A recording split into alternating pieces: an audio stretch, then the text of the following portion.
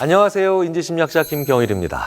여러분, 한 가지 생각에 빠지면 아무것도 할 수 없고 그 생각 때문에 심지어 불안이 가중되는 그런 현상을 살면서 한두 번쯤은 겪으신 적 있으시죠?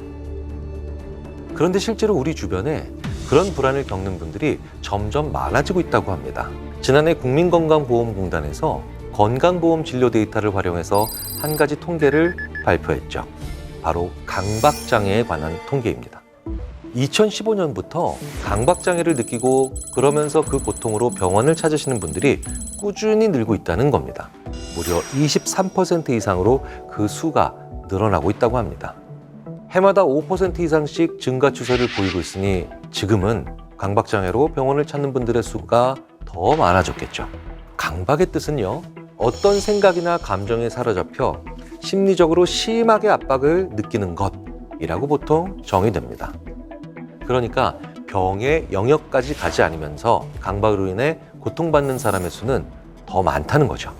지금 이 영상을 보시는 분들 중에서도 한 번쯤은 강박에 대한 문제로 고민해 보신 적 있는 분들 굉장히 많으실 겁니다. 우리는 대체 왜 강박을 느끼면서 괴로워하는 걸까요? 오늘 심리 읽어드립니다에서는 불쑥 틈나는 대로 우리를 괴롭게 만드는 그 감정, 강박에 대해서 읽어드리겠습니다.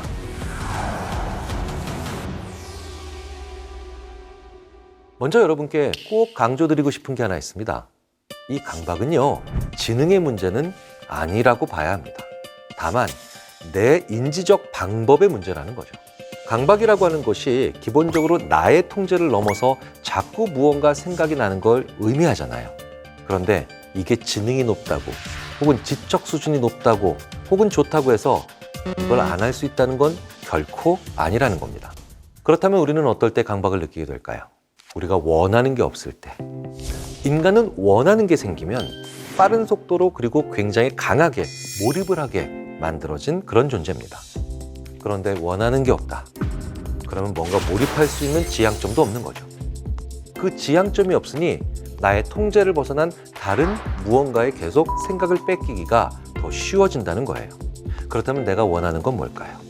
바로 소망이라고 하죠. 그런데 큰 게 아니라 그 소망들은 대부분 작은 것들일 필요가 있습니다. 그래야 여러 가지 생각들이 계속해서 활성화되고 내가 하고 싶은 걸 다양하게 따라갈 수가 있게 되겠죠. 하지만 원하는 게 단 하나밖에 없다. 이건 좀 위험할 수 있습니다. 왜냐? 또 다른 강박을 불러일으킬 수 있으니까요. 그런데 우리는 원하는 다양한 소망이 없고 걱정만 있으니까 그렇게 만들어진 걱정이 모든 생각에 그리고 사고의 틈을 파고든다는 거예요. 소망을 만들어야 한다 이렇게 말씀드렸을 때 그렇게 어떻게 해야 만들 수 있나요? 라고 되물으시는 분들 정말 많으세요. 그런데 그런 질문을 들을 때마다 저는 많이 안타까워집니다. 여기서 안타깝다는 건요, 소망을 어떻게 가져야 하는지 모르는 그분이 처한 현실이 너무 속상하다는 거죠. 그리고 그런 분들은 현실적으로 자신의 상황을 바꾸기가 어려운 경우가 굉장히 많거든요. 그럴 때 꼭 드리는 말씀이 하나 있습니다. 누군가 새로운 사람을 한번 만나보라고요. 요즘 우리 주변에 독서 토론, 북클럽 이런 공부라는 주제로 모이는 분들이 굉장히 많습니다. 사실은 저는 아주 긍정적인 현상으로 봅니다. 돈이 제일 안 들어요. 체력적으로 가장 덜 힘든 행동들입니다. 이런 것들은 무언가를 작지만 새로 배울 수 있는 자리들, 느슨하지만 다양하게 새로운 사람들을 만날 수 있는 최고의 기회가 됩니다. 이런 것들은 꼭 시작하셔야 됩니다. 만약에 그렇지 않고 내 상황에만 빠져 있으면서 주변에 눈 돌릴 곳이 없으면 또 걱정이 파고들게 되거든요. 자, 이렇게 새로운 사람을 만나면서 내 생각에도 새로운 화제거리를 주기 위해서 그 무엇보다도 좋은 건 지금 내가 하는 일 혹은 내 직업 이런 것과 크게 상관이 없는 그런 새로운 공부를 하시는 거, 그런 책을 읽으면서 토론하시는 거, 그 무엇보다도 좋은 기회가 될 겁니다. 여기서 중요한 게 또 하나 있죠. 바로 나 스스로 나에게 감탄할 거리를 만들어줄 수 있는 기회가 필요하다는 겁니다. 우리는 모든 영역에서 전문가가 되어가면서 자기 스스로에게 더 이상 감탄할 것들이 사라지게 되죠. 그러니 전문가가 아닌 영역으로 가보실 필요가 있다는 거예요. 즉 내가 초보자가 되어볼 필요가 있다는 겁니다. 내가 기꺼이 초심자나 초보자가 되는 걸 두려워하시면 안 된다는 거예요. 초보자는 금세 나아지거든요. 성장의 그 기울기가 눈에 띄거든요.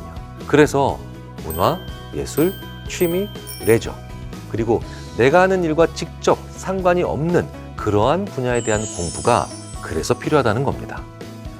이렇게 스스로 집중하고 스스로 감탄할 거리가 생길 때 우리가 외부의 존재에서 느끼는 강박에 빠질 확률은 그만큼 줄어든다는 겁니다.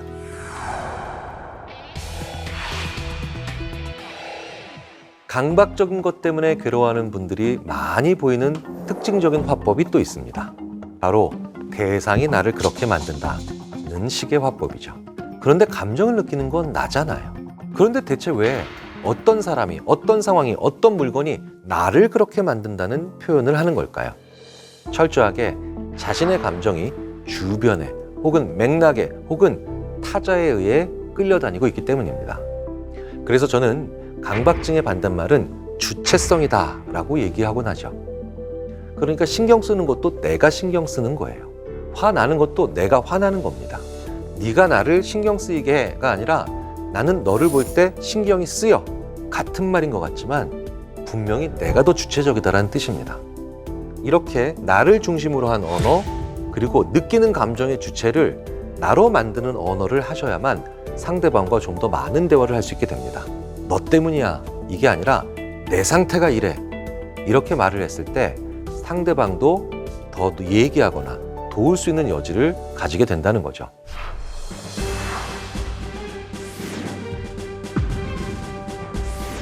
강박을 비롯해서 통제할 수 없는 불안을 느끼는 많은 분들이 이유를 모르겠다고 말씀을 많이 하세요. 왜 그럴까요? 불필요할 정도로 추상적인 언어를 하시기 때문입니다. 우리가 추상화해서 그림의 의도를 파악하는 건 쉽지 않잖아요. 그런데 그 추상적인 문장, 즉 표현, 그리고 그런 언어가 왜 만들어질까요? 바로 내가 빠져있기 때문이에요. 밤이 많이 우울해. 이 표현과 밤에 나는 우울해. 같은 말 같지만 두 번째가 훨씬 주체적인 언어입니다. 첫 번째는 밤이 나를 우울하게 만드니까 피해야 한다라고 생각하기가 쉽죠. 그런데 이런 두 번째 표현을 계속 씀으로 인해서 밤에 내가 우울하니까 낮을 찾아가야지 라는 생각을 하는 사람이 될 수 있다는 거예요. 좀 더 주체적으로 움직일 수 있다는 겁니다. 결국 무엇에 빠져 우울해진다? 자꾸 그것만 생각하게 된다? 나를 중심으로 표현해서 내 삶의 중심이 내가 되는 그런 암시를 나의 뇌에 주어야 합니다. 그러려면 작은 표현부터 나를 중심으로 하는 표현으로 바꿔보는 것이 필요하죠. 그래야만 우리의 뇌는 절묘하게도 좀 더 좋은 해결책을 스스로 찾아나가는 그런 지향점을 우리로 하여금 가지게 해줍니다. 한없이 불안한 마음이 들어 잠이 안 오는 밤. 그럴 때 우리는 적당히 근시안이 될 필요가 있습니다.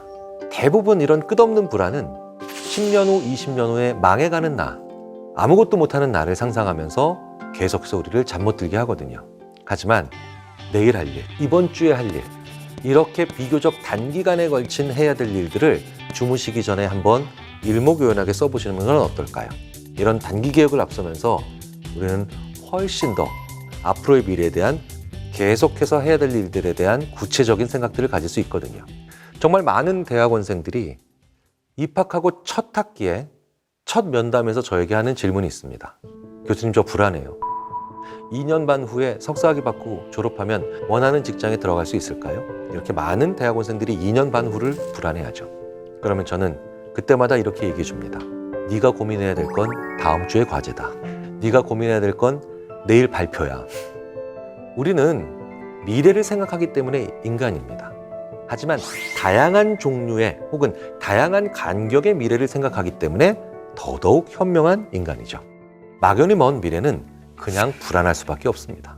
하지만 그런 날일수록 내일 할 일, 다음 주에 할 일, 혹은 3일 후에 할 일들을 일목요연하게 한 5분 정도 시간을 내서 적어본 다음에 이런 날이 계속해서 쌓여가면서 분명 80대에 나는 더 괜찮은 날이 올 거야 라고 하는 관리를 할 수 있는 시간 관점을 가지게 되는 거죠. 많이 불안하시다면 적당하게 근시안적으로 당장의 계획부터 먼저 세워보시는 것도 큰 도움이 됩니다. 여러분의 불안을 확실히 줄일 수 있을 겁니다. 여러분 혹시 이런 친구 있으세요? 새로운 식당이 괜찮네? 같이 가자. 그 영화 재밌다던데 같이 보러 가자. 여기까지는 괜찮죠. 그런데 문제는 그 이후예요. 너 그 영화 나랑 보기로 했잖아. 누구랑 본 거야? 너 다른 사람이랑 주말에 어디 갔다더라? 좋았어? 왜 나랑은 안 가? 100번 양보해서 사귀는 사이라면 이해할 수도 있죠. 그런데 그저 친구일 뿐인데 이렇게 나온다면요. 나에게 집착하고 나의 시간을 모두 소유하고 싶어하는 그 친구. 도대체 왜 그럴까?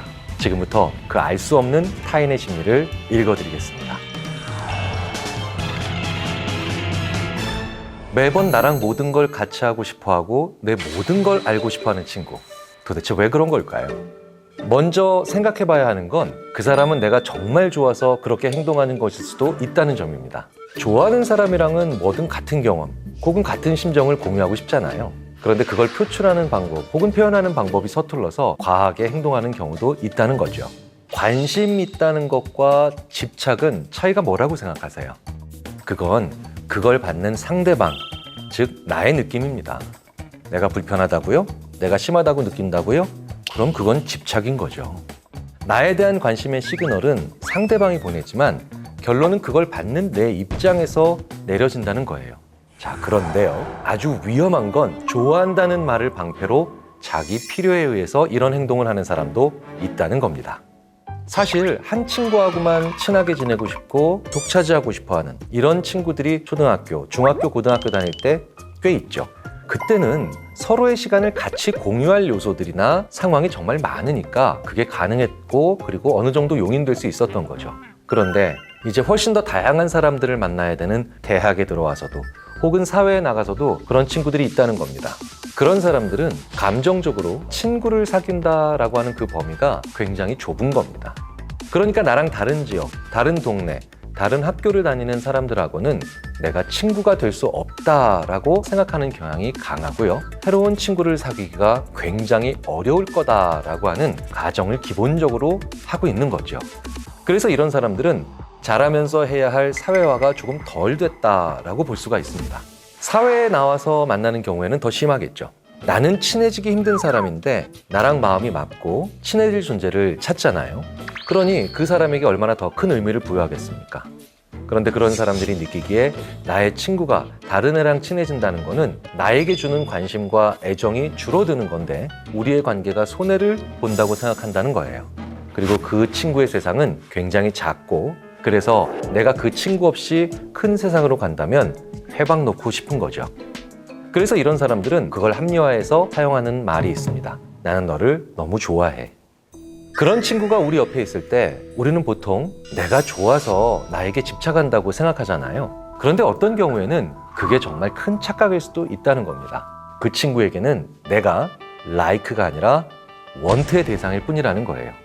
순수하게 좋아하는 게 아니라 내가 없는 순간을 너무너무 불편해하고 그저 벗어나고 싶다는 거죠. 내가 없을 때 많이 불편한 거와 나와 있으면 좋은 거랑은 상당히 서로 구분이 되는 감정입니다. 남녀 관계 역시 마찬가지죠. 만약에 남녀 사이에서 정말 나 없으면 못 산다고 난리를 쳤던 그런 사람들은 나와 다시는 관계가 회복이 안 될 거다라고 판단이 되게 되면 재빨리 다른 사람한테 가는 경우가 있습니다. 결국은 또 그런 존재를 찾는다는 거예요. 이런 경우는 그저 원트했지 라이크한 것은 아니다라고 심리학자들이 표현합니다. 당신에게 집착하는 그 친구 역시 마찬가지일 수 있다는 겁니다. 그냥 나를 좋아하는 친구인데 그게 그렇게까지 심각한 문제일까 싶기도 하실 거예요. 하지만 심각한 수준으로 누군가에게 집착하는 사람은 당신에게 근본적으로 피해를 줄 수밖에 없습니다. 눈에 보이는 1차적인 피해는요, 내가 다른 사람을 만나는 걸 힘들게 한다는 거예요. 하지만 그게 끝이 아니라는 겁니다. 더 큰 문제가 있어요. 나로 하여금 새로운 도전이나 변화를 추구하지 못하게 만드는 암시적인 말을 반복해서 한다는 겁니다. 차라리 다른 친구 만나지 마 라고 솔직히 얘기하면 쉽게 알아차릴 수 있죠. 하지만 교묘하게 진화한 방법을 사용할 수 있다는 겁니다. 내가 약간의 용기를 내서 무언가 새로운 일을 해보고 싶어 할 때 그걸 하지 않아도 되는 혹은 하지 않아야 되는 수십 가지의 이유를 나에게 심지어 친절하고도 자세히 얘기해 준다는 말이죠. 내가 새로운 걸 하고 새로운 세상을 알아가면서 새로운 사람을 만날수록 그 친구가 필요 없는 시간을 보낼 확률이 커지지 않습니까? 그렇다면 집착하는 그 사람, 자연스럽게 피할 수 있는 방법에는 뭐가 있을까요? 집착하는 사람이 나와 친하거나 나에게 필요한 사람이라면 사실 이러한 문제를 순식간에 해결하는 건 거의 불가능하다고 봐야죠. 우리가 심리학을 공부하는 이유 중 하나가 이런 사람들을 끊어내는 단기적인 기술이 아니라 이런 사람들과 거리를 둘 수 있는 지혜를 배우기 위한 것 아닐까요?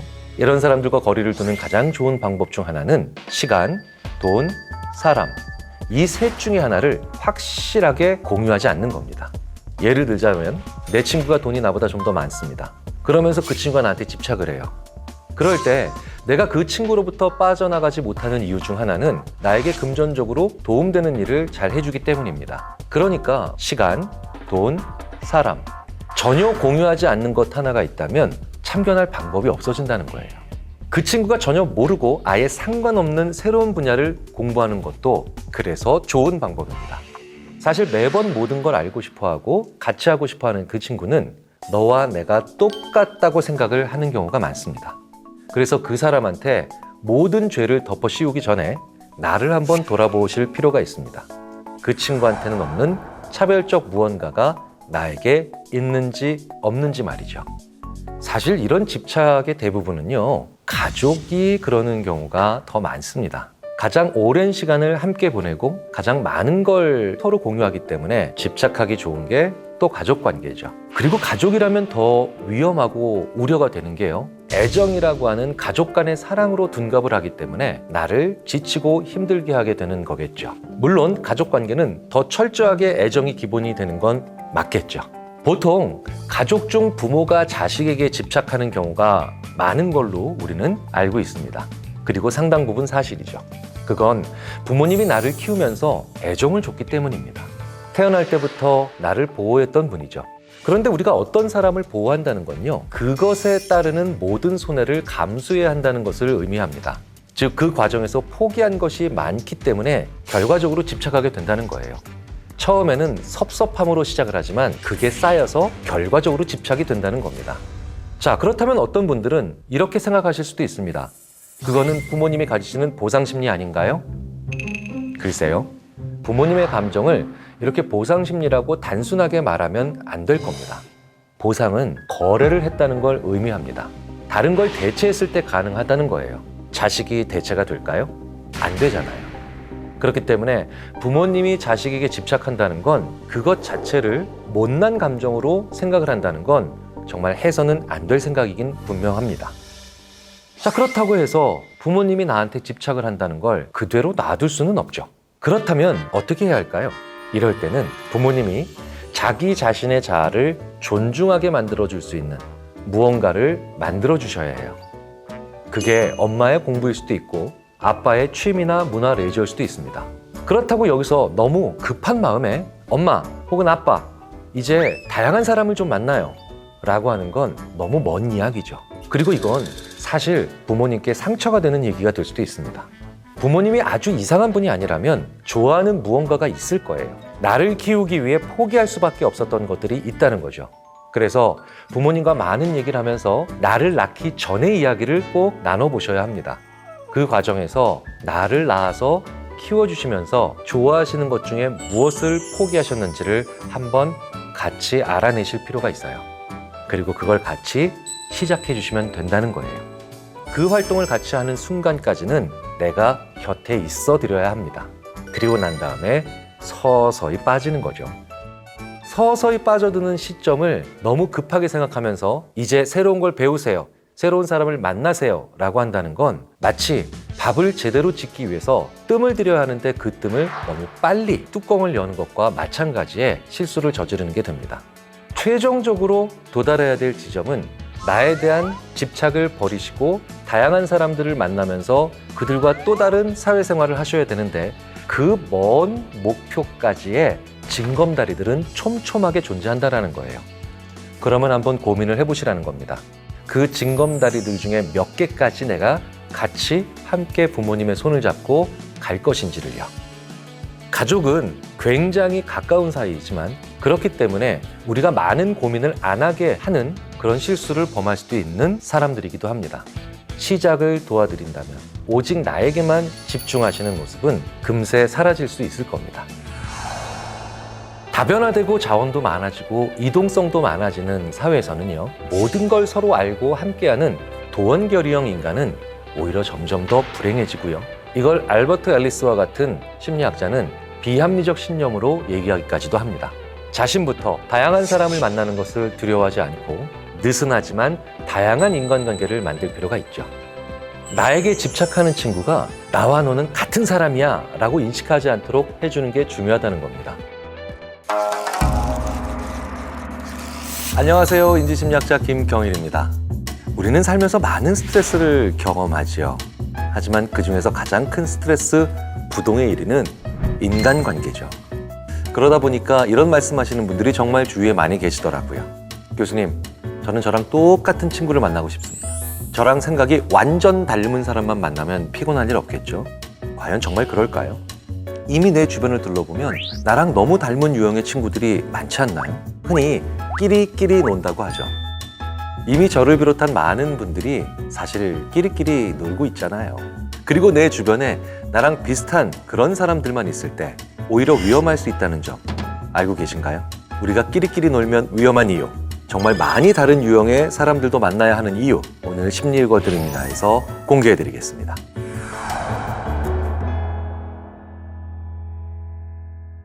사실 나랑 비슷한 유형, 비슷한 사람과 만나서 어울리는 끼리끼리 논다는 것에는 굉장히 무서운 의미가 담겨져 있습니다. 나랑 같은 사람을 만나면 안 싸울 것 같다고요? 아니요. 오히려 더 무지막지하게 싸웁니다. 그건 우리 인류의 유구한 역사를 통해 이미 잘 증명되어 있죠. 종교 전쟁, 나라 간의 전쟁 어떤가요? 비슷하고 유사한 종교를 가질수록 더 치열하게 싸웁니다. 비슷한 문화를 가진 나라일수록 정말 더 많이 부딪힐 수밖에 없죠. 아예 성향이 다른 사람과는 싸움이 잘 안 됩니다. 왜냐고요? 너무 다르니까요. 그냥 다른 사람이에요. 실험을 한 가지 해볼까요? PC와 노트북, PC와 고양이 이렇게 두 쌍이 있습니다. PC와 노트북은 서로 더 많이 비슷해 보입니다. 상대적으로 PC와 고양이는 서로 굉장히 달라 보이죠. 자, 그렇다면 이 두 그룹의 차이점에 대해서 한번 써보시겠습니까?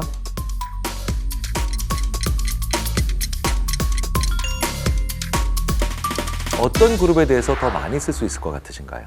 실제로 제가 수업 시간에 학생들에게 이렇게 과제를 내봅니다. 이런 과제를 내보면 PC와 노트북의 차이점을 훨씬 더 학생들은 많이 써서 냅니다. 스크린 사이즈가 다르고 키보드 배열이 다르고 배터리가 있고 없고 엄청 많이 써요. 그런데 PC와 고양이 사이의 차이점을 써봐라. 이러면 쓸 게 없습니다. 이렇게 PC와 노트북이 서로도 비슷한데 차이점도 훨씬 더 많이 쓴다는 거예요. 왜냐? 비슷하니까 상대 비교해서 차이점도 더 많이 느낄 수 있다는 거예요. 하지만 PC랑 고양이는 너무 다르니까 오히려 비교조차 되지 않는 겁니다. 그러니까 우리는 오히려 비슷한 사람보다 다른 사람을 만났을 때 더 싸울 일이 적다는 겁니다. 그래서 자질구레한 갈등들이 많지 않기 때문에 오히려 더 편안하게 지낼 수도 있다는 겁니다. 최근에 실제로 나와는 다른 다양한 사람을 만나는 게 아주 중요하다는 걸 보여주는 그런 조사가 있죠. 지난해 10월에 발표된 한국 리서치 조사에 따르면 다양한 인간관계는 개인의 주관적 행복에도 긍정적 영향을 주는 것으로 확인되고 있습니다. 도대체 왜 그럴까요? 먼저 조사 방법은 이랬습니다. 정치 성향이 진보 혹은 보수인 사람, 성소수자, 페미니스트, 장애인, 채식주의자, 그리고 종교가 다른 사람 등 가치나 정체성이 다양한 7가지 사람의 유형을 제시하고 해당하는 친구가 있다는 응답이 6개 이상인 경우에 사람들에게 물었습니다. 행복하십니까?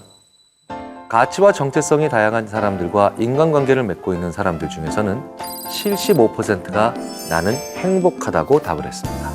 또 73%가 내 삶에 대해 만족한다라고 답을 했죠. 그런데 응답이 2개 이하인 응답자의 행복도는 68%, 그리고 삶의 만족도는 심지어 59%에 그쳤습니다.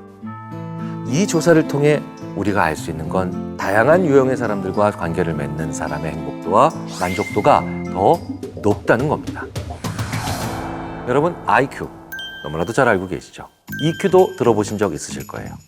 수학이나 논리 문제를 잘 푸는 능력과 관련 있는 이 IQ와 연관성이 높은 측면을 유동성 지능이라고 하죠. 상대방의 감정을 잘 이해하는 감성 지능을 우리는 일반적으로 EQ라고 합니다. 그런데 최근 심리학자들 사이에서 주목받는 또 다른 요소가 있다는 겁니다. 바로 문화 지능. 문화 지능이란 다른 문화에서 온 사람들 간의 차이에도 흥미를 보이고 이를 잘 수용하고 인정하는 능력을 말합니다. 일반적으로 사람들은 타인이 자기에게 잘 적응하기를 원하죠. 그러니까 그냥 나랑 비슷한 사람을 찾고 싶은 거잖아요. 그런데 나와 타인과의 차이점을 인정하고 상호작용할 수 있는 능력은 요즘같이 큰 사회, 이동성과 변화가 많은 사회에서는 엄청나게 중요한 역량이 됩니다. 문화지능이 높은 사람들은 문화적으로 다른 사람들끼리 모여있는 상황에서 상대방과 잘 해보려는 이른바 협동 능력이 뛰어나거든요. 그러니까 이 문화지능이 높은 사람들은 현대사회에서 요구하는 역량 자체가 뛰어나다는 겁니다. 당연히 요즘 시대에 성공할 가능성이 높아진다는 결론으로 이어지겠죠. 이걸 증명해낸 인물이 린 이마이 캐나다 웨스턴대 경영대학원 교수와 심리학자인 메리 겔펜드 메릴랜드대 교수입니다. 이 이마이 교수와 겔펜드 교수의 연구는 서양인과 동양인 두 문화의 참가자들을 짝지어 팀을 이루게 한 것으로부터 출발합니다. 각 팀이 해야 할 과제는 서로 협동해서 두 개의 상점을 하나의 위치로 옮겨 새로운 벤처 기업을 만들어내는 그런 과제였습니다. 참가자들은 다들 지적인 측면 혹은 성격적인 측면에서는 비슷한 수준이었죠. 하지만 문화지능의 점수가 다양한 수준인 사람들로 구성을 했습니다. 연구 결과는 어땠을까요? 두 참가자 모두 문화지능이 낮은 팀에서는 최악의 협동이 나왔습니다. 또 어느 한쪽만 문화지능이 높아도 결과는 좋아지지 않았죠. 결과적으로 양쪽 모두의 문화지능이 높을 때에만 협동 결과가 좋아졌습니다.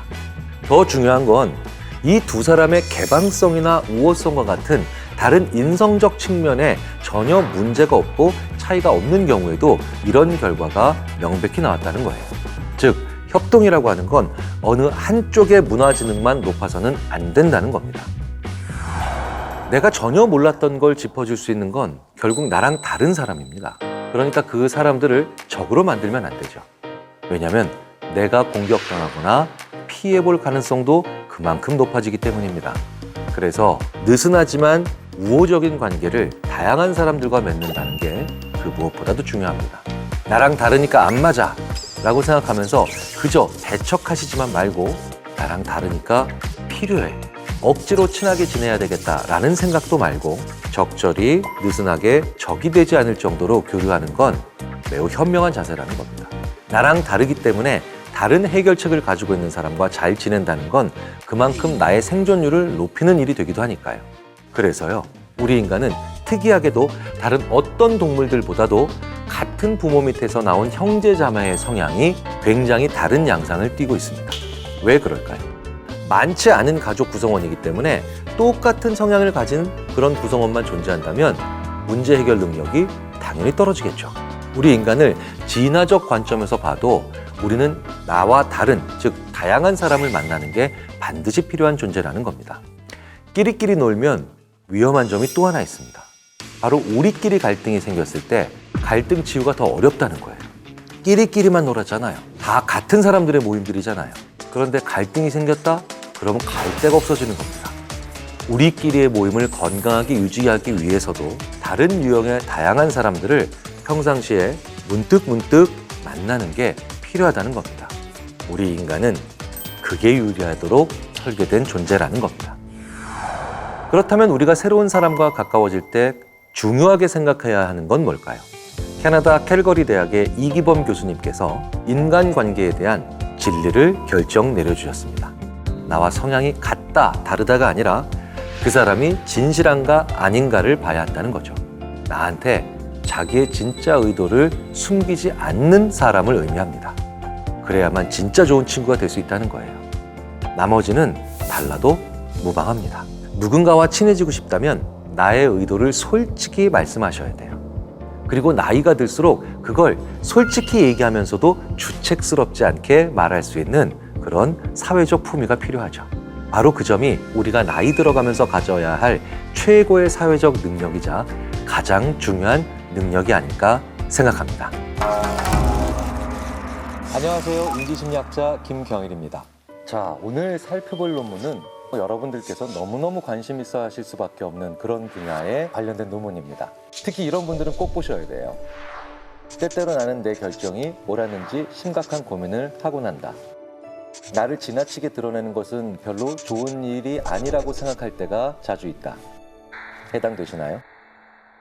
방금 전에 나도 맞아 그래 라고 했다면 거의 절반쯤은 저의 속임수에 벌써 걸려들거나 제가 하는 말을 무조건 믿으실 수도 있기 때문이죠. 우리는 성격에 관련된 이야기를 듣고 난 다음에도 맞아! 나는 그런 사람이야. 그 사람은 그런 사람이야 라고 계속해서 그런 내용들의 정신적 노예가 될까요? 논문을 한번 살펴보도록 하겠습니다. 70년도 더 전에 심리학에서 거의 최초로 그런 곳에 관심을 가졌던 심리학자가 존재합니다. 최신 논문이 아닌 이번엔 좀 고전으로 돌아가서 무려 1949년에 출판된 논문이죠. 그러니까 이제 6.25도 전에 나왔던 논문입니다. 자, 논문의 제목이 The Fallacy of Personal Validation. Personal Validation이니까 나에 대한 개인적인 어떤 타당화죠. 더 쉽게 말씀드리자면 나 정말 그래요. 맞아요. 라고 인정하는 거예요. 그런데 fallacy가 있다는 거죠. 오류가 있다는 겁니다. 부제가 더 재밌죠. A Classroom Demonstration of Gullibility. Gullibility니까 잘 속는 거예요. 그런데 Classroom Demonstration, 교실에서 실증했다는 거예요. 요즘에는 이런 제목 잘 안 붙이죠. 오히려 저런 부제를 가지고 있으면 교실에서 했으니까 세상과는 좀 다른 결과겠네. 그냥 학교에서만 그런 결과 나온 거 아니야? 확장성이나 일반화 가능성이 더 떨어지겠네. 반문하실 수도 있으실 거예요. 그런데 저 때가 1940년대였다는 걸 한번 생각을 해보셔야 됩니다. 1940년대에는 이런 제목들이 꽤 있었습니다. 왜일까요? 그때는 대학생들이 귀했거든요. 우리나라 드라마에서도 1960년대, 70년대 보면 우리 집 큰애가 대학 다니지 않습니까? 라고 하면 마을에서 야, 우리 마을에서 인재가 나왔구나. 어이구, 뛰어난 친구네. 라고 얘기를 했죠. 1940년대 미국도 굉장히 대학생이 귀할 때였고요. 그래서 클래스룸 데몬스트레이션을 했다라는 얘기는 무슨 얘기냐? 이렇게 똑똑한 친구들도 어쩔 수 없이 속더라. 그러니까 일반적인 사람들은 오죽하겠습니까? 라는 그런 뉘앙스를 가지고 있는 제목이라고 보셔야 됩니다. 자, 그런데 공부 잘하는 대학생들도 쉽게 속았던 그 내용이 바로 뭘까요? 어떻게 실험을 했는지 한번 볼게요. 대학교의 심리학 개론 강의 시간에 했던 실험입니다. 정말 심리학 개론이라는 과목이 없어지면 심리학은 그날로부터 종말을 맞이한다. 저희들끼리 이런 얘기를 합니다. 심리학 개론 과목에 정말 많은 학생들이 들어오거든요. 제가 공부를 했던 텍사스 대학은 전교생이 5만 명이 넘는 대학이었는데요. 그러니까 어마어마하게 큰 대학이죠. 그런데 심리학과 학생만 해도 거의 2,000명 가까이 들어오거든요. 제가 졸업식을 할 때 체육관을 따로 빌려서 하는 걸 보고 깜짝 놀랐어요. 정말 심리적으로 문제가 많은 나라라서 그런가? 심리학 개론이 몇십 클래스가 열립니다. 심리학 개론을 안 듣는 학생들이 거의 없다는 거죠. 심리학 개론에 들어오면 실험이나 조사에 참가를 해야 되니까 어떤 사람들은 심리학사에 나오는 수많은 연구들은 인간의 마음이 아니라 미국 심리학과 개론 수강생의 마음이다. 우스갯소리를 할 정도로 정말 많은 데이터가 여기서 확보가 되죠. 바로 그때 초창기에 심리학 개론에 들어온 학생들에게 어떤 질문지를 나눠줍니다. 그리고 거기에다가 자기의 응답을 적어서 제출하게 하는 거죠. 이 질문들은요, 그냥 어떤 취미를 가지고 있느냐, 어떤 책을 좋아하느냐, 어떤 활동들을 좋아하느냐, 이렇게 자신의 취향이나 관심사에 관련된 내용들을 적게 되어 있는 거예요. 이제 다음 시간이 돌아옵니다. 학생들이 이렇게 앉아있는데 실험자, 해당 시간에 교수님이셨겠죠? 그 포로 교수께서 이렇게 얘기하죠. 자, 우리가 이걸 통해서 여러분의 성격을 분석했습니다. 그리고 결과지를 나눠줍니다. 물론 여러분들이 동의하지 않을 수도 있죠. 그러니까 여러분들 우리들의 분석 결과에 여러분들이 얼마나 동의하는지 1. 전혀 아니다. 5. 정말 그렇다. 이렇게 표시를 해주시면 되겠습니다. 학생들은 굉장히 호기심 있게 어머, 야, 우리의 성격이 돼 라고 하고 받아들였겠죠. 어떤 내용일까요? You have a great need for the other people to like and admire you. 자, 첫 문장부터 이거 아닌 사람 있을까요? 네. You have a tendency to be critical of yourself. 야, 여기에 해당 안 되는 사람이 없죠. 이거 완벽한 나르시시즘이 아니면 불가능한 일입니다. You have a great deal of unused capacity which you have not turned to your advantage. 제가 봤을 때 이건 세상을 떠나는 전날까지도 살 수 있는 생각이에요. 내 인생에 한 번쯤은 이런 일이 있다는 거예요. 해당 사항이 없을 수가 없겠죠. 여기에 나온 결과는 그 교실 안에 있는 학생 모두 다 똑같았습니다. 물론 학생들은 자기 것만 볼 수 있으니까 몰랐겠죠. 자, 그 검사 결과 중에 첫 번째 문장 이거 맞는다라고 생각하는 사람 다 들겠죠. 두 번째 문장 다 들겠죠. 근데 세 번째 문장쯤 읽어주면 학생들이 뭔가 이상하다는 걸 느끼죠. 왜? 우리 모두가 다 다른 사람인데 지금 똑같은 얘기에 나는 정말 그래요라고 손들고 있잖아요. 그러니까 학생들도 그 교실에서 와 하고 같이 웃게 되더라는 겁니다. 실험 결과를 한번 볼까요? 총 39명이 응답을 했죠.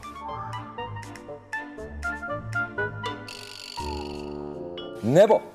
한 명도 없죠. 1도 없습니다. 2가 돼야 한 명 나옵니다. 저 사람 참 훌륭한 사람이죠. 거의 대부분의 사람들이 4에서부터 5의 점수, 그러니까 굉장히 강하게 긍정을 했다는 거예요. 그 유명한 반엄 효과라는 말이 여기서 나오죠. 반엄 효과라는 어떻게 정의가 되냐면요. 누구에게나 있을 법한 평범한 측면, 이렇게 아주 일반적인 측면을 마치 당신은 이런 사람입니다, 이렇게 얘기해 놓으면 사람들이 이 사람이 나를 잘 알고 있구나, 이 검사는 나를 완벽히 파악하고 있구나, 누구나 다 인정하지 않을 수밖에 없게 되고요. 문제는 그 다음부터죠. 그러니 이 물건을 사셔야 됩니다, 제 말씀을 들으셔야 됩니다 라는 말에도 거부를 할 수 없다는 거죠. 그런데 이 반엄 효과가요, 아무한테나 일어나는 건 아니라는 걸 우리가 먼저 좀 짚고 들어가야 됩니다. 이런 실험에서 대부분 가운을 입었어요. 이렇게 모호하고 일반적이고 수상적인 말을 할 때 하나 더 붙어야 되는 게 권위가 있어야 된다는 겁니다.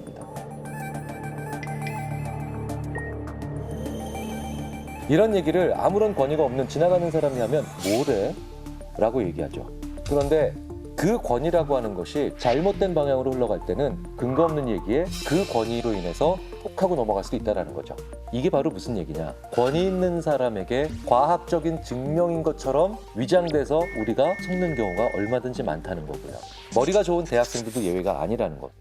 자, 이 반엄 효과. 무려 70년도 더 전에 했던 이 실험으로부터 수많은 이후에 후속되는 연구들이 있었죠. 예외 없이 비슷한 결과가 관찰됩니다. 바로 우리가 애매하거나 모호하거나 일반적인 내용들을 보면 우리가 그렇게 믿는다. 성격에 관련된 근거 없는 이야기들 간단하죠. 혈액형, 별자리, 과학적 근거 없습니다. 그리고 이런 것들이 조금 더 일반화되면 그게 미신이죠. 올해 여름엔 동쪽을 조심해라. 올 가을엔 글을 읽는 사람을 피해라. 이런 일반적인 얘기는 가장 큰 공통점이 첫째, 근거는 역하지만 두 번째, 너무 포괄적이라서 무조건 내가 해당된다는 거죠. 동쪽은 내가 이 세상에 존재하는 한 반드시 존재하고요. 글을 읽는 사람은 내가 하루에 조금만 길을 걸어도 무조건 나오게 돼 있어요. 그래서 이렇게 포괄적인 얘기를 좋아할 수밖에 없는 우리는 결국 미신에도 강하게 영향을 받게 되는데, 어떤 사람들이 특히 사람의 성격에 관련된 혈액형, 별자리, 심지어 타로점까지도 계속해서 우리는 믿을 수밖에 없는가. 그중에서도 왜 한국 사람들은 유난히 이렇게 관심이 많은가. 바로 한국 사람들이 자기 자신보다는 타인들에 의해서 규정되는 경우가 많기 때문에 그렇습니다. 한국 사람들의 자기소개서가 전 세계에서 제일 특이하다는 얘기를 많이 들어보셨고요. 저도 많이 강연에서 드렸습니다. 한국 사람만 유일하게 자기소개서에서 자기소개를 안 하잖아요. 남 얘기를 하죠. 저는 해놓고 엄격하신 아버지, 자상하신 어머니, 3남 2녀 중 셋째로 태어났고, 우리 중학교에서 반장 2번, 고등학교에서 부반장 1번, 회사에서 우리 동네에서 이런 얘기를 계속합니다. 왜 자기 얘기를 하지 않을까요? 한국 사람들은 타인과의 관계 속에서 내가 어떤 위치를 차지하고 있는가 라는 것을 가지고 자기를 인식하는 경향이 많거든요. 굉장한 장점과 단점이 공존하죠. 이런 한국 사람들은 내 얘기를 정말 많이 해본 적은 별로 없습니다. 그렇기 때문에 나는 이러하다라 해서 관계를 빼내고 나만 놓고 얘기를 한 그런 검사들이나 결과에 굉장히 많은 호기심을 가질 수밖에 없고, 아 정말 내가 못 들어본 얘기구나 라고 생각하지 않을래 않을 수가 없다는 거죠. 우리는 어떨 때 그 사람을 성격검사나 혈액형이나 별자리로 그 사람 그래 라고 생각하면서 판단을 끝내려고 할까요? 별 관심 없는 사람들한테 그렇게 하지 않을까요? 나랑 정말 가까운 가족에게 그런 거 하시나요? 나랑 오랫동안 친밀감을 유지하고 있는 친구한테 그런 거 하시나요? 연인에게, 배우자에게 그런 거 하시나요? 잘 안 하시죠? 뒤집어서 얘기하면 이렇게 사람을 유형별로 간단한 검사로 알아보려고 하는 사람들, 너는 혈액형이 이러니까 넌 이런 사람이겠구나, 너는 별자리가 이러니까 이런 인간이겠구나 라는 사람에게 이렇게 얘기해 줄 필요가 있다는 겁니다. 너 나한테 관심 별로 없구나. 그러니까 이렇게 쉽고 간편한 방법으로 나를 알아보시려고 하는 거지요 라고 되물을 필요가 있다는 거예요. 사람을 쉽게 알기 위해서 근거 없는 지식들을 사용한다는 것은, 그리고 그것에 자꾸 몰입하는 사람들을 보면 그 사람의 얕은 마음을 한번 지적해 주시면 어떨까라는 생각이 듭니다. 안녕하세요. 인지심리학자 김경일입니다.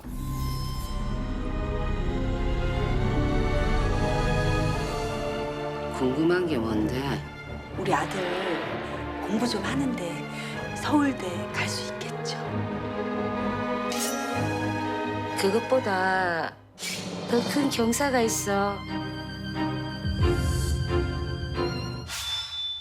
과학적 근거 없습니다. 과학적인 근거가 없음에도 불구하고 왜 우리는 이런 미신에 대해서 집착하게 되며 벗어나지 못하는 걸까요? 중요한 건 이 미신의 효과는 작지 않다는 겁니다. 미신을 믿는 것은 무조건 나쁘지 않습니다. 비과학적인 이 미신을 믿는 것이 당신의 능력치를 올려줄 수도 있죠. 왜 그럴까? 여기에도 재밌는 이야기를 해주는 논문이 또 존재하죠. 자, 이렇게 비과학적인 이야기에 휘둘리는 우리 사람들이 스스로 미신을 아예 만들어서 소비하는 경우도 있죠. 그게 바로 징크스죠. 영국에서는 만선이 되면 어부들이 그날은 절대 목욕을 하지 않고 잔다고 합니다. 왜 그럴까요? 목욕을 하면 그 운이 씻겨져 나가기 때문에 그 다음날 만선이 안 된다고 생각하십니다. 말도 안 되는 거죠. 아니, 다른 분들도 아니고 어부들이 목욕을 안 하고 주무신다는 건 이건 정말 가정에 참 큰 문제가 될 수 있는 얘기일 것 같은데. 자, 그런데 사람마다 징크스는 다 있습니다. 시험 보기 전에 미역국 안 드시죠? 자, 그런데 시험 보기 전날 미역국 먹으면 시험 떨어진다고 생각하시는 분 손 들어보세요. 아무도 안 드실 거예요. 그런데 시험 전날 그래서 적극적으로 미역국 드실 분 손 들어보세요. 아무도 안 들죠. 우리는 믿지 않는다고 하지만 여전히 크고 작은 징크스의 상당 부분 포로가 되어 있죠. 자, 그런데 이런 징크스는 깨야 돼. 내가 한 사람의 시민으로서 국민적인 징크스 하나를 깨주마. 그래서 미역국을 적극적으로 드십니다. 심지어 시험장 앞에서도 드셨어요. 그리고 시험을 봅니다. 어떤 일이 일어날까요? 여기에 관련해서 중요한 연구를 한 연구자들이 있죠. 시카고 대학의 제인 리센과 코넬의 토머스 길러비치. 이 토머스 길러비치는요, 학자로서도 석학 반열에 오른 분입니다. 인간, 그 속기 쉬운 동물이라고 하는 책으로 유명하죠. 인간이 호모사피엔스, 가장 지혜로운 동물이라고 스스로 칭했으면서도 얼마나 잘 속는가에 관련된 연구를 평생 해온 분이죠. 논문 제목이 이렇습니다. Why people are reluctant to tempt fate. 왜 사람들은 운명에 맞서길 꺼리는가. 그런데 여기서의 fate는 거룩한 운명이라기보단 이렇게 될 거야, 이렇게 될 수밖에 없어 라고 하는 미신이죠. 미역국을 먹으면 떨어진다는 건 말도 안 된다고 생각하면서도 왜 시험날 아침에 미역국을 먹는 건 꺼려 하냐는 거죠. 자, 어떻게 실험을 했는지 한번 볼게요. 사람들한테 가상의 시나리오를 들려주는 거예요. 실제로 실험에서 사용했던 시나리오는 이런 겁니다. 자, 존이라는 가상의 인물이 스탠퍼드 대학에 지원합니다. 합격 여부를 기다리고 있어요. 그런데 존의 엄마가 결과를 기다리고 있는데 스탠퍼드 대학교 티셔츠를 선물한 거예요. 아, 벌써부터 뭔가 미묘해집니다. 여기서 이제 징크스에 해당하는 시나리오가 등장하는 거죠. 미국에 있는 징크스 중에 하나가 내가 합격 여부를 기다리고 있는데 먼저 그 학교 티 입으면 떨어진다라는 징크스가 실제로 있거든요. 자, 첫 번째 시나리오는 징크스에 맞서지 않는 시나리오죠. 존이 어머니가 선물한 이 스탠퍼드 티셔츠를 곱게 접어서 서랍 속에 넣어둡니다. 괜히 김치국 마시면 안 되잖아 라면서요.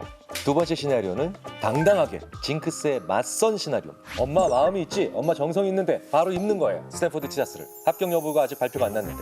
자, 그런데 맞서든 맞서지 않든 그 다음에 결과가 좋을 수도 있고 나쁠 수도 있죠. 그러니까 총 4개의 경우의 수가 생기겠죠. 맞섰다, 맞서지 않는다, 결과가 좋다, 나쁘다.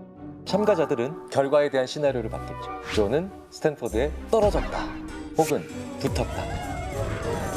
자, 그런데 얼마나 그 결말이 합리적인지 버튼을 누르는 시간을 측정한 겁니다. 왜 심리학에서 자꾸 이 반응 시간을 보느냐? 이거 말로 물어보면 다 이렇게 얘기합니다. 징크스는 맞서야죠.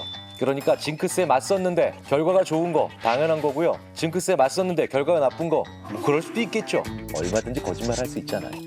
하지만 우리의 반응 시간은 거짓말하지 못하거든요. 그 버튼을 빨리 눌렀다는 건 자기의 예상대로 가고 있다는 얘기가 되겠죠. 버튼을 누르는 시간이 상대적으로 느리다는 건 무언가 불일치가 있는 거죠. 느려질수록 내가 기대하지 못했던 것이 왔다는 거. 빨라질수록 원래 내가 기대하고 있었던 것, 진짜 속마음을 알아낼 수 있다는 거죠. 반응 시간을 보면 사람들이 언제 가장 반응 시간이 빠릅니까? 바로 미신에 맞섰는데 결과가 안 좋을 때. 그때 사람들이 가장 답이 빠르더라는 거예요. 징크스에 맞선 시나리오를 읽을 때 사람들이 부정적 결말을 수용하는 속도가 제일 빨랐다는 얘기는 미신은 한 번 생기면 벗어나기 어렵다는 거예요. 미신을 타파하자라고 얘기하지만 그 과정에서 우리는 훨씬 더 강하게 미신의 노예가 될 수도 있다는 얘기가 됩니다. 특히 언제 그 결과가 부정적이에요. 그런 일이 실제로 한 번만 일어나게 되면 온 동네나 온 세상에 퍼지게 되죠. 쟤 맞서다가 큰일 났어. 이런 얘기만 우리가 남게 된다는 거예요. 자, 그러니 피하면 피할수록 더 부정적인 결과가 나오는 게 아니라 맞설려고 하면 맞설수록 부정적인 결과가 나오면 요거다라고 해서 그것만 보게 된다는 거예요. 그러니 맞서는 사람이든 그걸 지켜보는 사람들이든 더 힘들어질 수밖에 없게 되겠죠. 자, 그렇다면 어떻게 해야 될까요?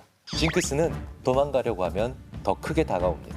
그러니까 피하려고 노력하지 마십시오. 내가 이번에 안 씻어야 되는데 씻었어 라고 하면요, 더 쉬운 징크스를 만들어서 괜찮아, 그럴 땐 이렇게 하면 돼요. 그런데 그 징크스는 간편한 것이어야 되겠죠. 어떤 인형, 물건 이러면 잃어버릴 수 있잖아요. 내 신체를 살짝 바꿔서 만들어내는 징크스로 이걸 뒤집어 엎을 수 있다 라고 암시를 주면 얼마든지 효과가 있다는 거죠. 나의 신체를 꼬든 엮든 잡든 참으름자를 그리든 EJ가 더 쉬운 방법이 아닐까 생각을 해봅니다. 영화 범죄의 재구성에서 한국은행을 털기 위한 모의를 하고 있는데 그러다 우리 잡히면 어떡하죠? 라는 말에 백윤식 씨가 다들 침 뱉어. 입도 가셔. 이 얘기는 무슨 얘기를 할까요? 징크스를 이길 수 있는 좋은 징크스를 만들면 그만이라는 겁니다. 그런데 그게 얼마나 쉽느냐? 다음 논문을 통해서 알려드릴 텐데요. 논문의 제목은요, Keep your fingers crossed. 손가락을 뒤집어서 크로스되게 만들라. How superstition improves performance. 이렇게 해. 그럼 너의 퍼포먼스는 올라갈 거야. 실제로 저자들은 논문에서 이렇게 표현을 하고 있습니다. Human thought and behavior exhibit a host of irrationalities. 인간은 자기 생각과 행동에서 정말 많은 비합리성을 보이고 있다는 거죠. And one prominent example of such irrationality is the prevalence of superstition. 그 중에 가장 대표적인 게 하나가 미신이다라는 뜻이죠. 그런데 미신을 믿는 것은 무조건 나쁘지 않습니다. 비과학적인 이 미신을 믿는 것이 당신의 능력치를 올려줄 수도 있죠. 이 미신이 의외로 중요한 긍정적 효과를 가질 수도 있다는 겁니다. 참가자들한테 10번의 퍼팅, 골프에서의 퍼팅을 하게 합니다. 그런데 퍼팅에 사용할 공을 주면서 절반에게는 이게 행운의 공이라고 하는 거예요. 논문 원문에서는 이렇게 얘기합니다. Here is your ball. So far it has turned out to be a lucky ball. 럭키볼이라고 알려주는 거예요. 나머지 절반에게는요. This is the ball everyone has used so far.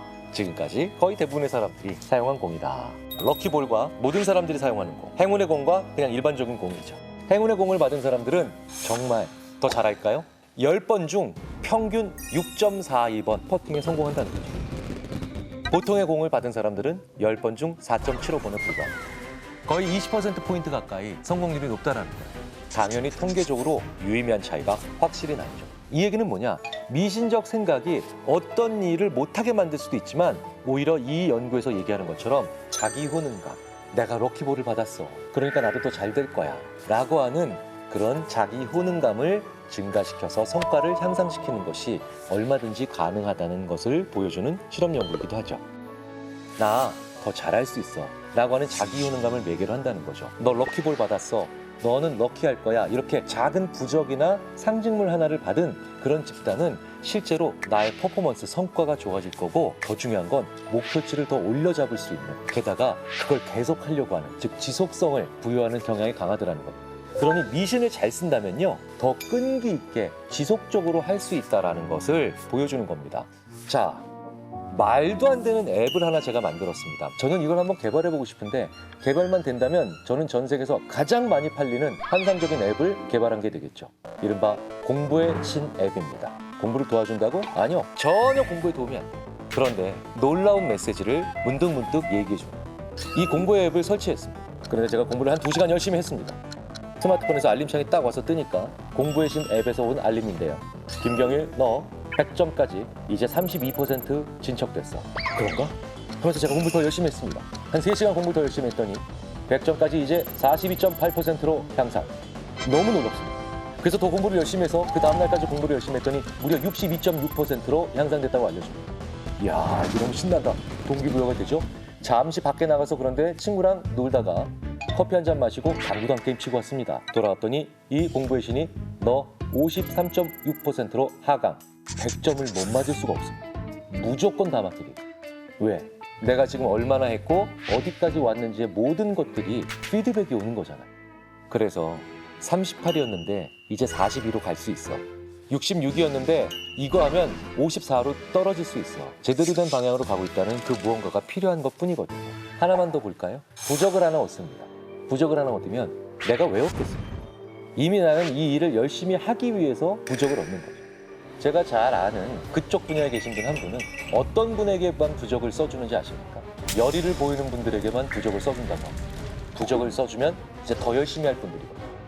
내가 맞는 방향으로 가고 있다라고 동기를 얻으니 더 열심히 할 분들이지 않습니까? 그리고 그분은 그저 행운을 바라는 사람들한테는 절대 부적을 써주지 않는다고 합니다. 그리고 자기 같은 관련 분야 분들이 아마 많을 거라고 얘기를 하시죠. 미신.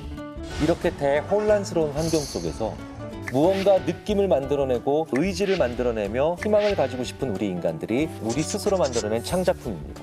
인간은 무엇이든 할 수 있다. 그리고 내가 예측한 대로 돼갈 것이다 라고 하는 믿음과 의지가 필요한데 그것이 유형의 것이 아니라 무형의 것이니 근거가 없거나 비합리적인 미신으로부터도 결국 만들어질 수 있으면 좋은 거겠죠. 이렇게 사이콜로지컬 텐션, 심리적 긴장감을 계속해서 주기적으로 유지해주고 feeling of control, 내가 통제할 수 있어 라고 하는 느낌을 만들어주며 심지어는 predictability, 내가 예측할 수 있다 라고 하는 느낌까지도 가질 수 있게 해준다는 뜻입니다.